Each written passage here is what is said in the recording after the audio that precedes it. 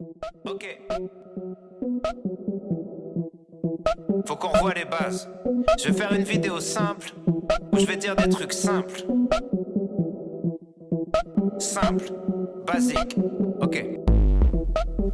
Simple, basique. Ok.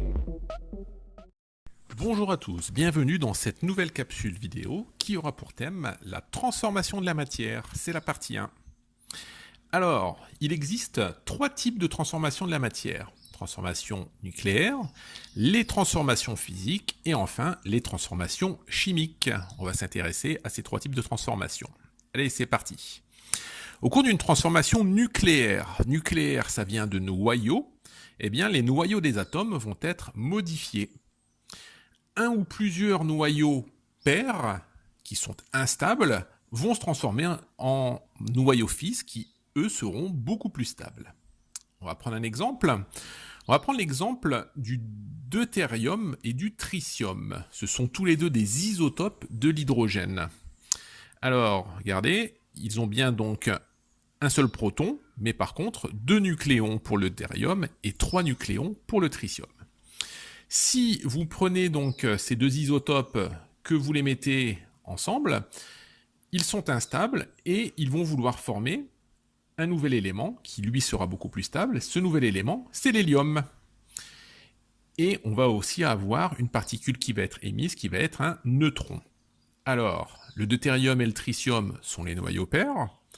L'hélium, qui est beaucoup plus stable, c'est le noyau fils. Et le neutron, c'est la particule qui va être émise. Alors, on voit qu'il y a conservation donc des protons, 1 plus 1 qu'on retrouve ici, les deux qui arrivent dans l'hélium. Au niveau du nombre de nucléons, 2 plus 3 à gauche, ça fait 5. 4 plus 1 à droite, ça fait 5 aussi. Donc il y a bien conservation des charges et particules. Alors, on va passer maintenant aux transformations physiques. Transformation physique, c'est quand la matière change d'état, tout simplement, c'est-à-dire passage de solide à vapeur, à liquide, etc.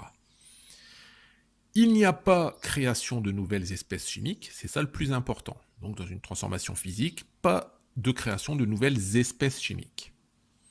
Alors, si on prend un exemple de l'eau sous forme solide, c'est-à-dire un glaçon, on va le faire fondre, et on va obtenir de l'eau sous forme liquide. Donc c'est simplement un changement d'état.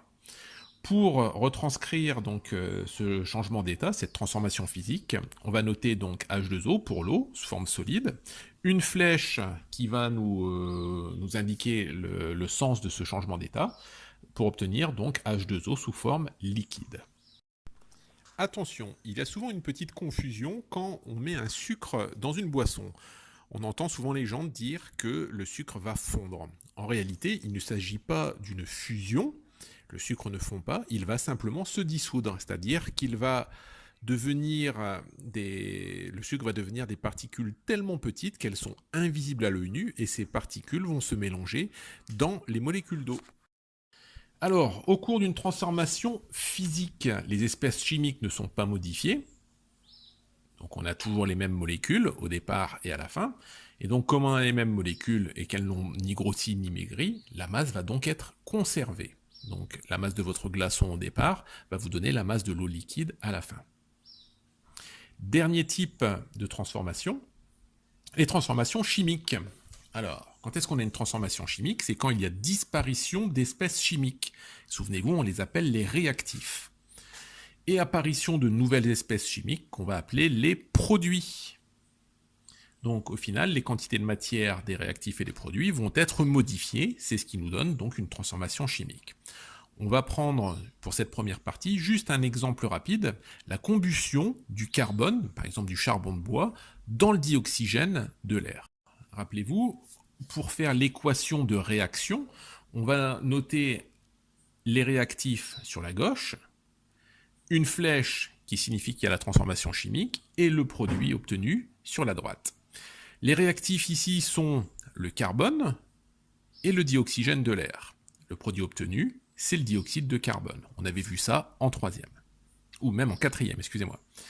Alors, on va passer maintenant au modèle moléculaire. Le carbone, une boule noire, le dioxygène, deux boules rouges, vont nous donner, et regardez, les atomes vont être réarrangés. Le carbone passe au milieu au milieu des deux atomes d'oxygène pour donner le dioxyde de carbone. Si je passe aux formules chimiques et aux symboles, on obtient C plus O2 pour la molécule de dioxygène, va me donner le dioxyde de carbone CO2. Mon équation est bien équilibrée, on retrouve les mêmes atomes au début et à la fin de la réaction chimique. Voilà, c'est terminé pour aujourd'hui. Je vous dis à bientôt pour une nouvelle vidéo. Basique, simple, simple, basique, basique.